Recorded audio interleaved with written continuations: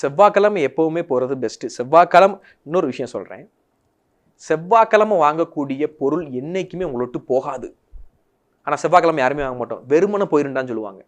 இது ஒரு மித்து. செவ்வாய்க்கிழமை டாக்குமெண்ட் பதிய மாட்டாங்க, வண்டி வாங்க மாட்டாங்க, கல்யாணம் பண்ண மாட்டாங்க. நோட் பண்ணுங்க, செவ்வாய்க்கிழமை எந்த காரியமும் செய்ய மாட்டாங்க. அன்னைக்கு செஞ்சா அவன் ஜெயிச்சிருவான்.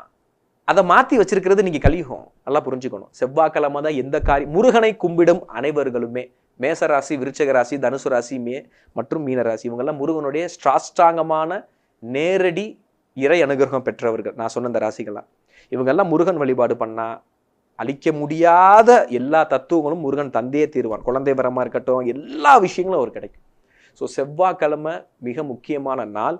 எல்லாரும் செவ்வாய்க்கிழமை வாங்குவது சால சிறந்து. எஸ்பெஷலி நான் சொன்ன இந்த ராசி. ஆனால் ஜாதகம் பார்த்துட்டு செவ்வாய்க்கிழமை உங்களுக்கு உகந்ததான்னு பார்த்துட்டு செய்கிறது நல்லது. ஆனால் முருகன் அவதரித்தது, முருகனுடைய தத்துவம் செவ்வாயே.